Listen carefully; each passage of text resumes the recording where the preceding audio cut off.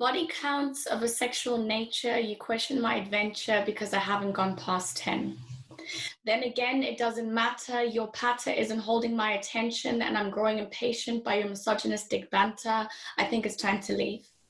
The clock strikes 3 and she can feel the cold resonate from his heartless corpse. She reaches for his arm, hoping to disarm, only to disarm him, to change the setting, to warm things up a little bit. Nothing more. His mouth connects with hers, but with such aggression, you could have sworn that she was starting a war. You're thinking, I didn't ask for this, for 3 seconds more and then I will leave. You spit, this was not what she wanted, she don't ask for this. Even if she was into it, things would have been moving too quick. He then bites her lip. She begins to blame herself, thinking, this is it. You begin to unbutton her top, you didn't even ask. Consent never even entered this clinical setting. She blames herself for letting it get this far. She's thinking, why did I touch his arm? The answers become too familiar. She was more afraid of a battering than attempting to flatter and soften the demon inside. Is it too late to say stop? She's crying inside. He's kissing her neck, now stop. He'll destroy her vest, now stop. He's going to destroy the rest, now stop. I don't want this, stop. She cries, but it doesn't manage to escape her tongue, but he doesn't stop, not for a moment, for a second, stop. Why do men only apologize for their manhood and they're no good friends after the fact? Sorry, is it not a fact that she asked you to stop, but you've got your boys back? Well, how could you possibly mean that when you did nothing to stop your friend from slapping her ass or placing his hand on the lowest part of her back? Does she need to cry for you to hear all our screams? These are the same dudes who grabbed my waist at a party and stared at me, staring me right in the face as though I did something wrong. Sorry, did I snatch away the entitlement of you and your best friend when I looked at you and confronted you with my angry eyes? Instead of removing your hand, you thought it was better to hold my gaze. Assalamu alaikum wa rahmatullahi wa barakatuh, and welcome to Finding Me in the ITV networks. Today, a very special guest, a dynamic woman. Nina Mdwaba is a master's student at an academy, a drama academy in the UK, and we are very fortunate to connect with her. She has raised some very, very important issues, largely through the spoken word and through her drama productions. As you heard in the opening poem that she recited, The Spoken Voice, Nina is raising issues of gender-based violence and specifically the plight of women, how women are basically dehumanized, belittled, and of course taken advantage of. But more than that, I think she contributes to a huge range of issues and concerns that are very relevant to the South African society.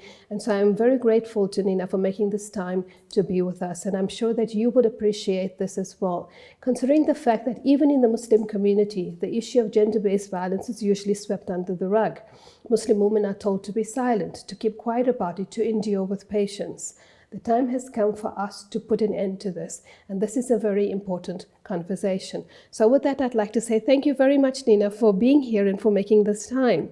Thank you for having me. I'm looking forward to our conversation. You know, it was, for a moment there, I thought we were just not going to get the timing right, but I'm glad that we did. And you start the interview with a very, very powerful enunciation of the challenges that women face, especially with regards to violence. And this is, gender-based violence, where a woman's voice simply does not count, especially when misogynistic men decide that they want to have the better of her. So what made you get into these kinds of issues in your drama? I mean, drama is vast, yes. Some are light, some are very frivolous entertainment, but you raise serious issues. Yeah, well, I guess growing up in South Africa, being born and raised into kind of the born-free generation, there's a lot of things that I think growing up didn't really occur to me. One of them being that South Africa has such a big colonial history that seems very much not put into the mainstream of education until like much later. And I guess the other thing is that I guess with many kind of societies in the world right now, we've got this very kind of patriarchal force that's going on that basically decides on the behalf of women. So I guess growing up with a family of very strong women, I have like matriarchs upon matriarchs in my family, like you do not mess with them. I've always felt, I guess, quite supported and like robust in my views of feminism. And I guess going to like an all-girls school as well, I was very much kind of infused with like thoughts and opinions from women all the time, which I think sometimes gets a bit lost when you're in a co-ed school because, you know, you want to look pretty for the boys or whatever. And then moving to the UK is kind of where that drive really like kicked into full gear, because I was, I think, 17 when I left home. No one else I knew had left South Africa to go to England to study or whatever. And I realized I was in a bubble. I was in a bubble for a very long time. I was in this kind of bubble of a rainbow nation, and this bubble of equality, and this bubble of, you know, like female equality, because I grew up in a household where, you know, women were empowered, and then I grew up in a family where women were the heads, and I grew up in a school system which, you know, because of my privilege of being able to go to a private school, which those are things I then had to learn, is that was a privilege. You know, going to private school meant that, you know, I was amongst Black, white, Indian, Asian kids who were all kind of the same social standing, which South Africa doesn't really talk about, because we don't really talk about class, because we've got so much integrated into the racial kind of dynamic that we don't really talk about class. And then I realized that I was going to this really nice private school overseas, and I was like, okay, this is where the foundation is going to start cracking, because as soon as I got to university, I was no longer the outspoken, feminist, cool, empowered Black girl. So much of what you say is rather fascinating, because I note very many paradoxes. And the first one that I come across is the fact that you felt safe in this bubble in South Africa. Yet perhaps, you know, the irony is that the race, the class issues in South Africa are so tangible. And of course, the majority of Black people, Black women like yourself, are living the experiences every single day. Yet you had to go out of the country to feel it in a so-called country that was considered first world, civilized, you know, human rights, equality, etc. And there your Blackness stands out, but your Blackness did not stand out for you in South Africa. So that is the first paradox. The second one that I want to ask you to contemplate, and maybe just give us a quick comment on, is the fact that you said that, you know, you didn't realize this history, you didn't, being a so-called born free, you begin to understand South Africa only once you got to the UK and encountered your Blackness. But don't you feel then that that is a perhaps a fault, not only on the government side and the education system, but that the way in which the born frees are being raised today without a memory about the past, and that is from parents refusing to talk about it, grandparents, etc., pretending that we can't criticize the present government, and that's where we deny ourselves our own political agency. And just the last comment that I want to make, in which I totally agree with you, is yes, being Black firstly is political, and being anything that you do, whether it's drama, singing, or even just writing, will always be political. So you have about a minute to just give me a quick thoughts about this, and we have to go to an ad break. Okay, well, I mean, everything you're saying is absolutely resonating with me, and like, you know, you get chills. I think the first thing that you were addressing with regards to this kind of paradox is, I think there always is a paradox when you have the intersections of race and religion and culture and wealth. Like I think what I've noticed, at least, is in South Africa, and it also might be very much a position of privilege, because I grew up middle class in South Africa. I did not grow up working class in South Africa. However, you know, my grandmother lives in a village, in a shack somewhere, so I see the disparities all the time. Not in a shack, I take that back, sorry. My dad's gonna see that and be like, you are lying. My grandmother lives in a house, but in a village, in a dirt road type village, where there are shacks around, is what I was trying to say. And seeing that disparity of, you know, wealth obviously brings to light that not everyone is having the same experiences, 100%.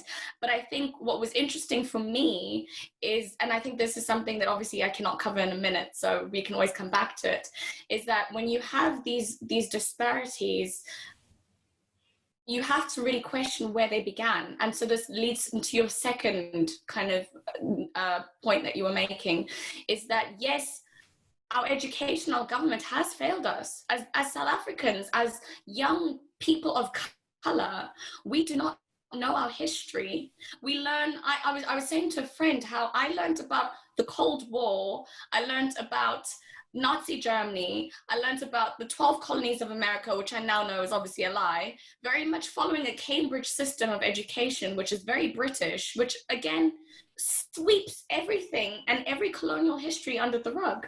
So it's this learning and this relearning and this unlearning of internalized racism, of a lack of like acknowledgement of oneself and one's cultural heritage that is very much not being practiced within our everyday lives. If you think about how much time kids spend at school versus how much time they spend at home, your whole life is at school. So of course, what you pick up, what you really pick up is going to be what you're taught in school.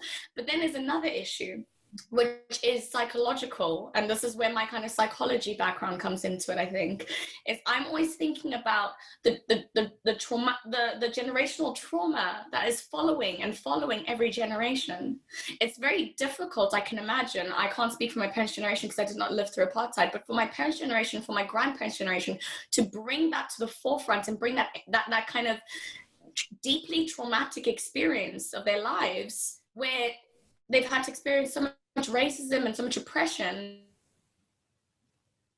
and to bring that into like kind of everyday conversation. Yes, it needs to be taught, but the responsibility should be, I think, with the education system. And that's why our education system needs to be decolonized, because we learn that the British were heroes, and we learn that the Americans had Thanksgiving with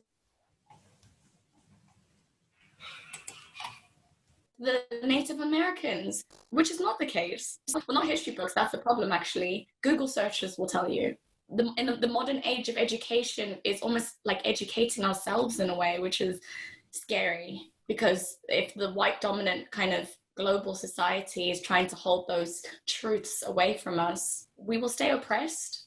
And it's wonderful that you raise this, because I mean, much of what you speak about feeds into FISMA's fall protest, into Black Lives Matter protest. These are realizations that have come to the fore. But we have to go to a break. When we come back, I'm just going to interrogate a little bit of what you said further, and I would love to get your responses on that. So we'll see you when we come back.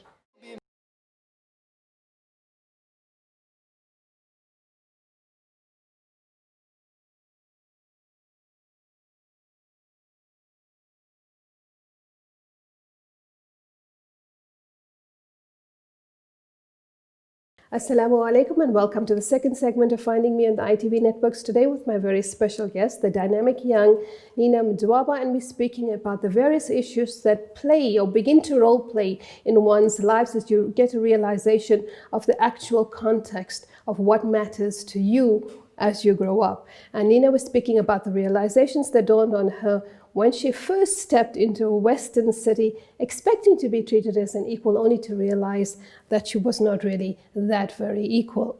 So Nina, you spoke about, before we went on to the break, about these things, that the role of education and of course that the trauma that your parents' generation and your grandparents' generation has felt. And certainly I agree with you completely there. But if we withhold that trauma, and from a psychological perspective, I'm sure you can give us some insight. If we withhold that trauma, if we don't share it, if we don't discuss it, then we're basically denying your generation, the generations to come, from a reality that is necessary for them to come to grips with in order to fully understand the circumstances in which they are in. So, I mean, you were fortunate to come to this realization, but I know during FISMA's fall, and in the years leading up to FISMA's fall, and even during the occasion of the protest, there were very many young Black people who still fully didn't understand what was happening. They just knew that it didn't feel right. The DNA in their bodies said to them, this is not right. And so we're joining, but they couldn't articulate it. in the words that you're articulating it in. And I'm sure if you take yourself back a good few years, you wouldn't have been able to articulate it either. You would have just felt it and maybe known it. So how do we then begin to address these issues with young people in our country, in South Africa, which is very important, but also at the same time to make the elders realize that it is important to speak, because we need to move away from memorials and statutes and celebrations. Like you said, you're commemorating statues of roads, etc., but you don't recognize the real heroes, your heroes, those who struggle for freedom. And I want to just come back to a point you made earlier. Post-1994, I don't think it's liberation yet. But, it's not Uhuru either, no freedom yet. So there's much work that needs to be done.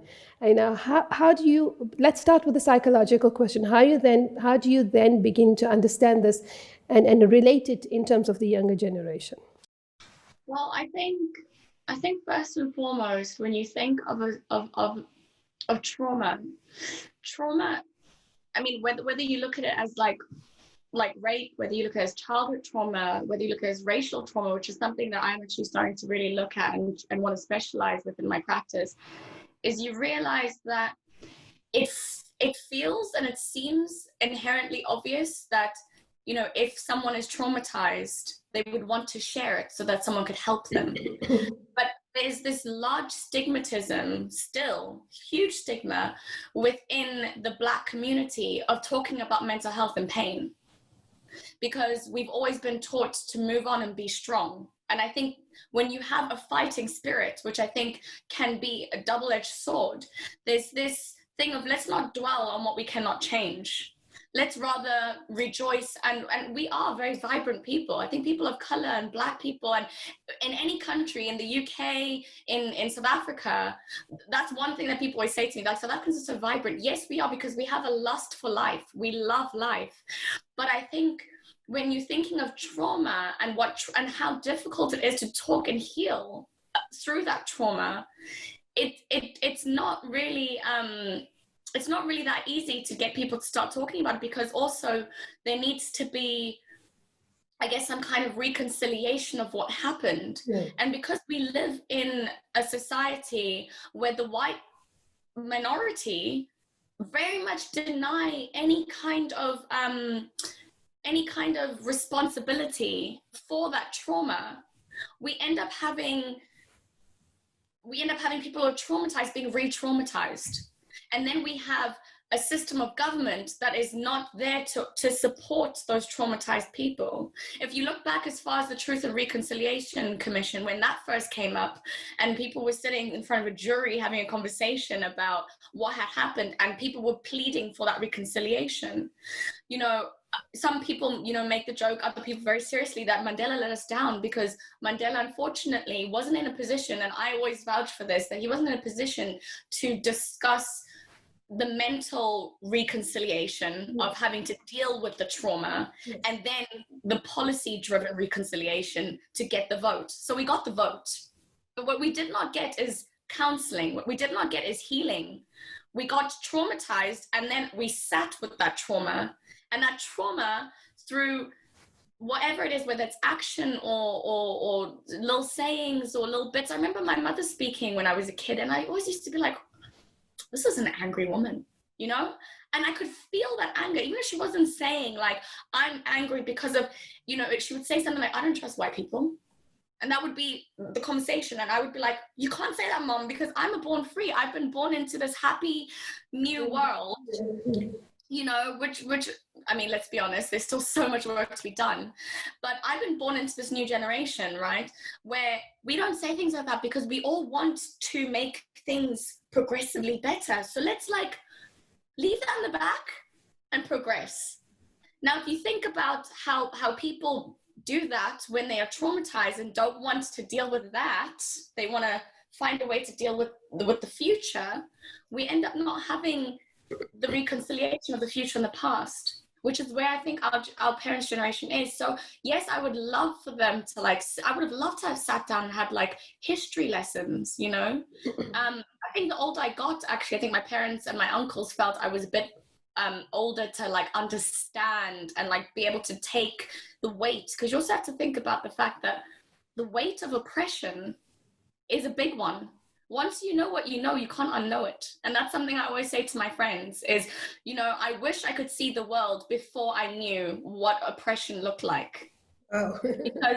because now that I know, I pick up on nuances. I can pick up on every microaggression.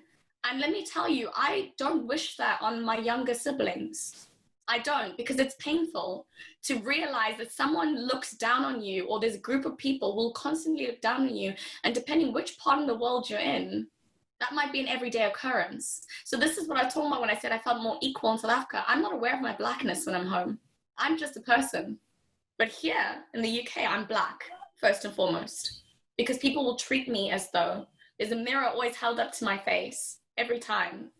And so I think what I was getting to a point and I lost my train of thought. I think, yes, so that's what I was going to say. I think in order to alleviate part of that traumatic experience of digging up what happened, I think an umbrella education makes far more sense. I think it is the duty of our government to make it known what happened so that we can reconcile with what happened, and to learn it from an academic standpoint as well, from a social standpoint, because now we only learn it from a social standpoint, which means that there's a lot of emotion always linked to it. But there's also a disconnect because there isn't that continuation of the learning from a formal environment. It's just it's an individual feeling. And I think if we didn't have social media, then many people will feel it's only me, it's not happening to other people. 100%. And that's the thing. If you look at countries who have got it right, so I'm not going to obviously make any big claims because I've not lived in Germany, but in terms of Germany and its atrocities, with Nazi Germany, Germany teaches their children from a young age in their education system about the atrocities. They actually rewrote their curricula. Do you know that? Yes, but like much earlier than I mean, I can't say earlier. We've not done it. Yes, exactly. We've not done it at all. Yeah. And that's something that I think should be mandatory, is that we should learn our history so that we don't reach matric and suddenly find out that there was this big bad oppression that happened, and then people go to university and the separation, the segregation kind of circulates. But Nina, I have a question for you. But that's because you went to a private school. Don't you think that maybe the education that you got at the private school was far more skewed in terms of the European perspective than it is in the government schools today? Because I do believe, I have some students that I was just talking to recently when we had a big debate, and she was telling me that they did have these discussions about apartheid, etc., in school. So maybe it is that that's part of the continuation of neocolonialism. And neocolonialism, and what we have in the government at the moment, is to capture the elite and make them perpetuate the cycle. So it is if you look at politics, it's all about the elite, right? And the elite gets schooled in the same systems as you're getting schooled. So there is no change, no option, no opportunity for question, for critical thought. You're basically brainwashed. And so you have this big gap between the elite and the ordinary people who are learning and beginning to feel and understand, but at the same time don't know how to respond. Then you have the elite who are getting the education that you are getting, and they're basically taught that you need to aspire to whiteness. You're only as good as how white you are. So there are many disconnects that we have to really consider, and some of it is that we need to recognize that the public system is trying. I don't want to run them down altogether, the public education system. I do believe that they are bringing about some kind of change. But we're almost at the end, and we're going to come back for a second interview because you have much to say. I'd just like you to give me a quick comment on this thought, and then perhaps when we come back, you can open for us again with one of your spoken words again, which we can then interrogate. Okay. Yeah, again, 100%. I have actually thought, I was like, you know what, I did go to a private school which followed the Cambridge system. But then I realized that when I was trying to have conversations in later life with friends who were not from private schools, when I tried to have conversations in later life to almost not that, you know, trauma or oppression needs to be intellectualized, but to be solution prone. I found that there was still that disparity where they were like, okay, but you know what, is it really that bad? We've got an education system that, yes, is teaching half of the system, half of the majority, basically, what's happened, but then the other kind of small percent of the racial majority, being people of color, are learning completely different kind of form of history. I then realized that the kind of tools in terms of critical thinking that have been brought in through some other through my personal education system are then combating the public school kind of educational system, and vice versa. So the tools that were being taught are being taught on, I think, more of a lived experience is being taught within public schools, and then there's the weird kind of critical like schools, and so they don't meet. And so you always, then you have kind of this, like you're saying, this classist view of how different people within the same kind of racial group are experiencing South Africa. And so how do we work together when we're experiencing it completely differently? And there is this Eurocentric view that we should uphold whiteness because it brings money or it brings economic wealth. And so I think there needs to be this, like I was saying, when I said umbrella, I mean, it needs to be enforced that even within the private sectors of education, that these things should still be spoken about, that it should be part of every South African child's education system, not some and not others, basically. I have to stop you there. So we're going to end this particular interview, but we're going to come back. I just want to conclude this interview with Nina's words when she started right at the start, and she said, stop. It is time for us to really stop. Stop and take heed. Stop, take note. Stop and relearn. We'll see you next week. Fi amanillah, wassalamu alaikum wa rahmatullah.